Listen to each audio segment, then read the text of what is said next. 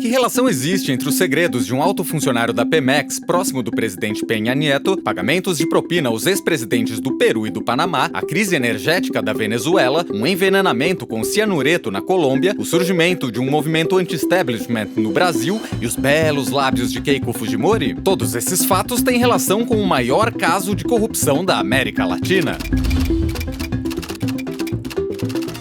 Primeiro, vamos ao ponto de partida. Um posto de gasolina localizado em Brasília. Procurando gasolina barata? Ou um delicioso pastel de queijo? Ou lavar a roupa? Ou se você é um funcionário público buscando uma empresa confiável que sirva para enviar dinheiro roubado da Petrobras para suas contas em paraísos fiscais? O Posto da Torre é o lugar ideal! Como eu justifico esse aporte de 5 milhões de dólares? Olha, veja bem, cidadão, você coloca aí que a gente vendeu 5 milhões de aromatizantes em formato de pinheiro.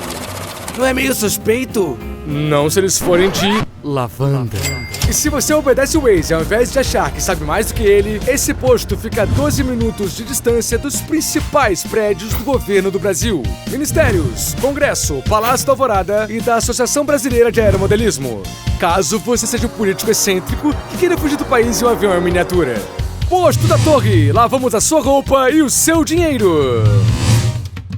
Autoridades brasileiras descobriram que entre 2010 e 2014, o Posto da Torre permitiu a empresários e políticos brasileiros transformar capital de fontes ilegais em dinheiro limpo, uma prática conhecida como lavagem de dinheiro. Um usuário frequente dos serviços do Posto da Torre era Paulo Roberto Costa, um alto diretor da Petrobras que em 2014 foi conectado pela Polícia Federal com Alberto Youssef, um doleiro que a justiça conhecia muito bem. Ele começou lavando dinheiro quando era jovem e, quando já tinha cabelos brancos, ainda lavava dinheiro. Costa tinha o poder de escolher a dedo os contratos que a Petrobras assinava. Youssef tinha o poder de fazer os subornos aparecerem na conta de políticos e empresários. Era o Robin Hood que, em lugar de dar dinheiro roubado aos pobres, lavava dinheiro de uns corruptos para dar a outros corruptos. Um dia, Youssef presenteou Roberto Costa com um Jeep Land Rover. A polícia detectou a transação e ambos acabaram presos. Para aliviar a pena, Costa negociou e chegou a um acordo. E assim como Taylor Swift conta tudo sobre seus ex-namorados nas suas canções,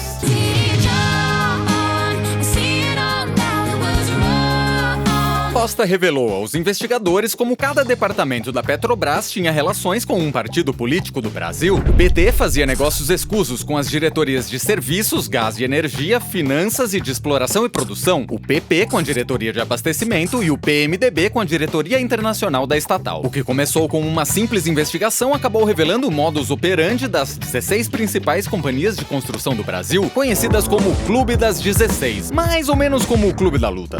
The first rule of Fight Club, you do not talk about Fight Club. Só que aqui você pode falar com a polícia se você quiser economizar uns anos de prisão. O líder indiscutível do grupo era a gigante multinacional Odebrecht, que prestava serviços à Petrobras e mantinha operações em vários países da América Latina. E como em um tecno-merengue dos anos 90... Argentina, Uruguai, Equador, Peru e Colômbia, mas Venezuela, Panamá, México e Dominicana. A Lava Jato se transformou em um caso regional. De Brasil, la investigación saltó a América Latina, a partes de África e incluso también en algunos estados de Estados Unidos. Esse é Gustavo Gorriti, importante jornalista peruano. En todos esos lugares donde la tecnología de corrupción de Odebrecht les había permitido ser rápidamente competitivos y luego, en algunos casos, dominantes. Mas como funcionava essa tecnologia da corrupção que eles exportaram de forma tão eficaz para a América Latina? Os contratos das obras negociadas nesse esquema eram superfaturados, da mesma forma como se divide esse chocolate. O excedente superfaturado era dividido entre funcionários e políticos em troca de... Primeiro, lograr la preferencia para ser adjudicados la obra. Segundo, poder inflar los costos de la misma para no solamente sacar de ahí lo que le costaba la coima, sino também um lucro adicional. Em 8 anos, o volume de propinas pagas pela Odebrecht foi superior a 3 bilhões e 300 milhões de dólares. Se fosse sacar todo esse dinheiro, o pobre Mário acabaria com uma contusão. Mamma mia! Como no Brasil, as construtoras financiaram campanhas políticas na América Latina, incluindo de partidos rivais, em troca de assegurar contratos para grandes obras públicas. Isso incluiu a candidatura de Keiko Fujimori no Peru em 2011, com uma campanha que tinha canções dedicadas a ela mesma. Para Keiko Fujimori, que lindos son tus ojos, que dulces son tus labios, que lindos... Nem com esses lábios Keiko conseguiu levar a presidência. Mas às vezes as apostas das construtoras por candidatos presidenciais se pagaram com altos lucros. E a gente precisa admitir, na América Latina temos um problema.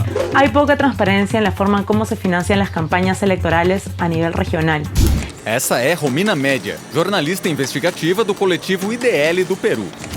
Las normas que existen no contribuyen a que se transparencia en la ejecución de gastos y también que se conozcan quiénes son los reales aportantes de las campañas políticas. Y esto beneficia a los partidos políticos y también a las compañías que lo financian. É por isso que às vezes a gente acaba votando em pessoas tipo o Fernando. Fernando diz as coisas como elas são.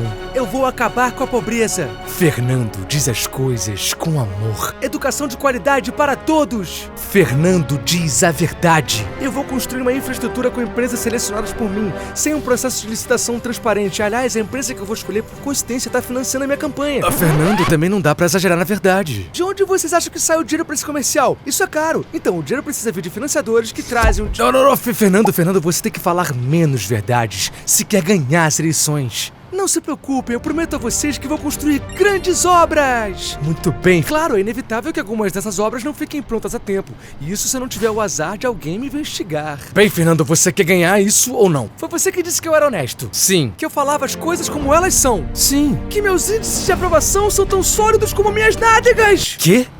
Eu tenho feito muito crossfit. Percebi. Valeu. Bom, faz o que te der na telha. Já me pagaram por essa narração mesmo? Bom, como eu dizia, quando eu chegar ao poder, vou escolher obras e cobrar de 2, 5, até 20% de comissão. Vai depender do meu estado de espírito. Com esse dinheiro, vou construir a piscina dos meus sonhos. Vote em Fernando, seu futuro é a minha piscina.